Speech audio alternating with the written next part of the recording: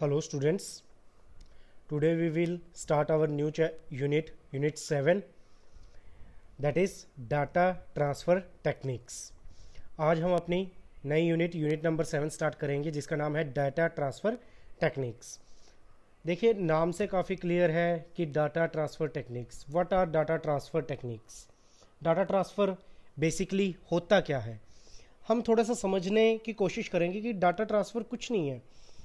Data को transfer करना आपके पेरिफल से माइक्रो प्रोसेसर में, माइक्रो प्रोसेसर से पेरिफल्स में, आपके पेरिफल से मेमोरी में, मेमोरी से माइक्रो प्रोसेसर में, या मेमोरी से डायरेक्ट आपके इनपुट आउटपुट डिवाइसेस तक।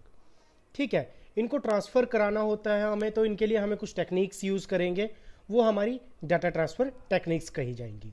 ठीक है, तो हम 7th यूनिट में जो डाटा ट्रांसफ़र टेक्निक्स है उसके अंडर क्या क्या टॉपिक्स रीड आउट करेंगे। First one is concept of programmed input output operations. Second one is synchronous data transfer. Third one is asynchronous data transfer, जिसको हम हैंड शेकिंग भी बोलते हैं, वेरी वेरी इंपॉर्टेंट। ठीक है, नेक्स्ट है interrupt driven data transfer, then DMA direct memory access, next serial output data, and last one is serial input data. तो ये सभी टॉपिक्स हम डाटा ट्रांसफर टेक्निक्स में कंप्लीट करेंगे। तो सबसे पहले हम डाटा ट्रांसफ़र टेक्निक्स होती क्या है इस कंसेप्ट को समझेंगे। हमारा जो फर्स्ट टॉपिक है, देखिए बड़ी सिंपल सी लैंग्वेज में लिखा है, technique to transfer data in between parts of a computer organisation. कि वो टेक्निक जो आपके डाटा को ट्रांसफ़र करेगी किसके बीच में, जितने भी आपकी कंप्यूटर ऑर्गेनाइजेशन के पार्ट्स हैं, यानी आपका कंप्यूटर है उसके जितने भी पार्ट्स हैं उनके बीच में डाटा को ट्रांसफ़र करने के लिए जिस टेक्निक का हम इस्तेमाल करेंगे वो आपकी डाटा ट्रांसफ़र कहलाएगी। जैसे कि क्या क्या पार्ट्स हैं, माइक्रो प्रोसेसर हो गया, मेमोरी हो गया, एंड इनपुट आउटपुट डिवाइसेस हो गए, आपके पेरिफल्स हो गए आपके।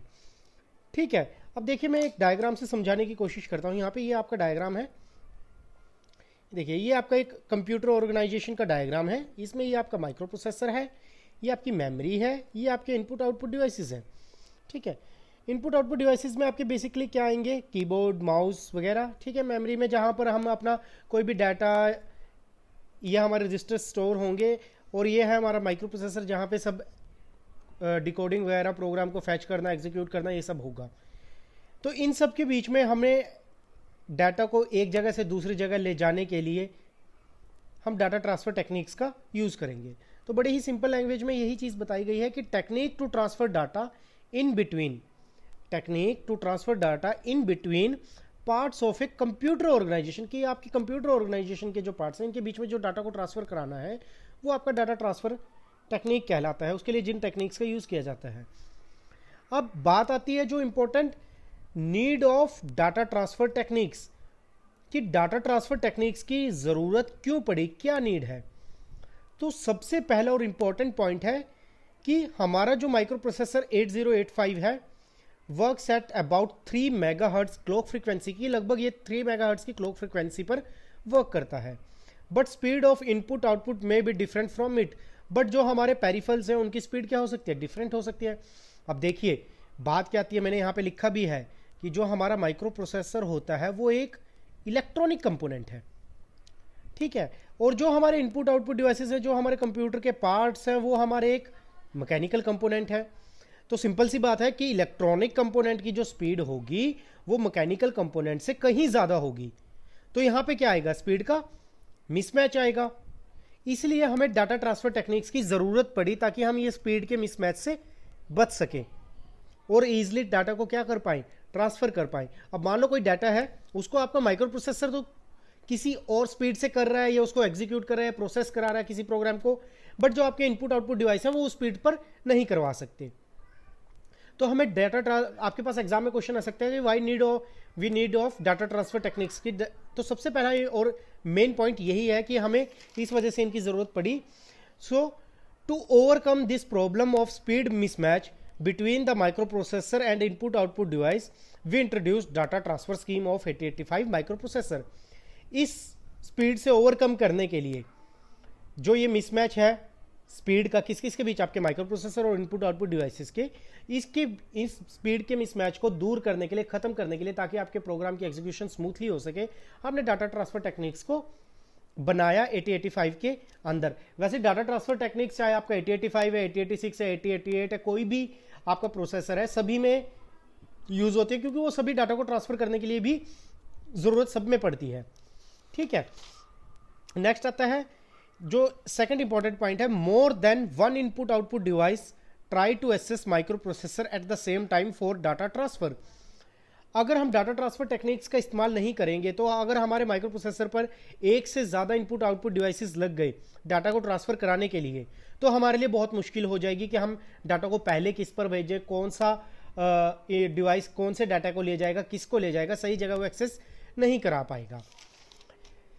Next, in all process content applications microprocessor would like to communicate with different input output devices, कि कोई भी प्रोसेस होगा, जितने भी एप्लीकेशंस के कंटेंट होंगे, माइक्रोप्रोसेसर क्या करेगा, कम्युनिकेशन करने की कोशिश करेगा सभी इनपुट आउटपुट डिवाइसेस के फॉर डाटा ट्रांसफर के लिए।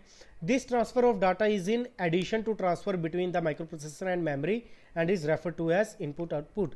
और ये जो डाटा ट्रांसफर है, हम डाटा ट्रांसफर टेक्निक्स की हेल्प से उसकी मेमोरी में, आपके इनपुट आउटपुट डिवाइसेस और माइक्रोप्रोसेसर के बीच में ट्रांसफर करा सकते हैं। अगर डाटा ट्रांसफर टेक्निक्स नहीं होगी, तो माइक्रो प्रोसेसर के लिए, आपके एक कंप्यूटर ऑर्गेनाइजेशन के लिए डाटा को ट्रांसफर कराना थोड़ा सा मुश्किल हो जाएगा, क्योंकि वो हर बार ये सोचेगा कि मैंने यहाँ पे डाटा को ट्रांसफर कराना, मैंने वहाँ भी डाटा को ट्रांसफर कराना है। इसलिए डाटा ट्रांसफर टेक्निक्स के हम इस्तेमाल करते हैं। Last point, input output device try to access memory device directly. जो आपके इनपुट आउटपुट डिवाइसेज होते हैं, वो मेमोरी को डायरेक्ट एक्सेस करते हैं, इस वजह से भी हमें डाटा ट्रांसफर टेक्निक्स की जरूरत पड़ी। अब डाटा ट्रांसफर जो मोड्स हैं, ये टेक्निक्स हैं, वो कितने तरह की होती हैं, ये हमारा नेक्स्ट टॉपिक आता है कि डाटा ट्रांसफर मोड्स या डाटा ट्रांसफर टेक्निक्स कितने तरह की होती हैं। सबसे पहली बात, ये दो तरह की होती हैं। Micro processor can send receive data in two modes. जो आपका माइक्रो प्रोसेसर है, वो डाटा को दो मोड्स में सेंड कर सकता है या रिसीव कर सकता है, या हम कह सकते हैं कि डाटा ट्रांसफर करने की सिर्फ दो टेक्निक्स हैं, दो मोड्स हैं। पहला है parallel DTT. DTT means data transfer technique, parallel data transfer technique. Second is serial data transfer technique. पहली हमारी पैरेलल डाटा ट्रांसफर टेक्निक, इसमें भी आगे दो पार्ट है, प्रोग्राम्ड इनपुट आउटपुट भी बोलते हैं या programmed data transfer technique. Second is DMA.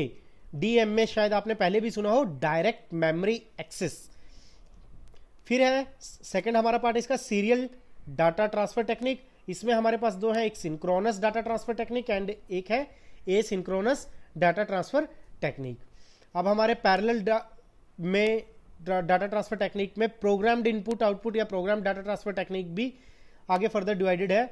Synchronous data transfer techniques, asynchronous data transfer techniques and last one is our, जो इंपॉर्टेंट भी है थोड़ा, interrupt driven data transfer techniques. DMA के भी कुछ सब पार्ट्स होते हैं, बट वो आपके पास सिलेबस में नहीं है, और इसलिए हम उनको रीड आउट नहीं करेंगे और मैंने उनको लिखा भी नहीं है।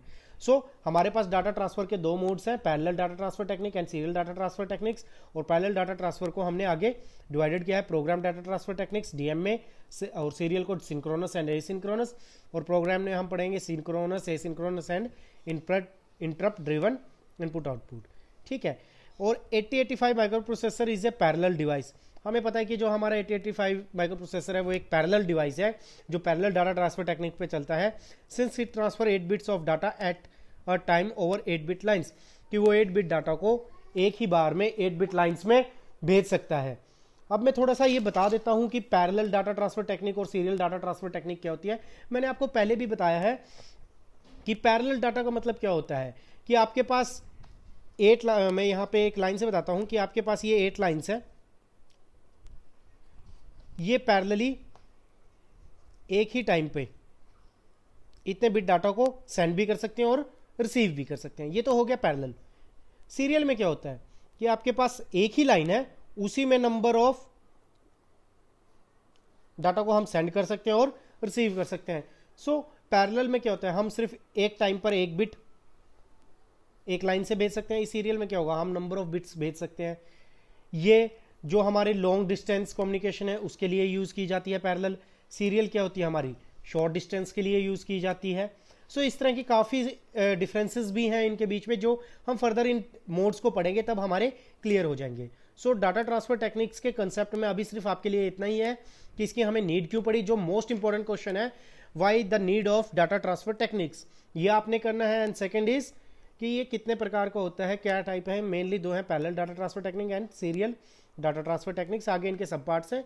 हम कल इस नेक्स्ट वीडियो में पैरेलल डाटा ट्रांसफर टेक्निक्स के बारे में डिस्कस करेंगे और इसके सब पार्ट्स के बारे में। Thank you students.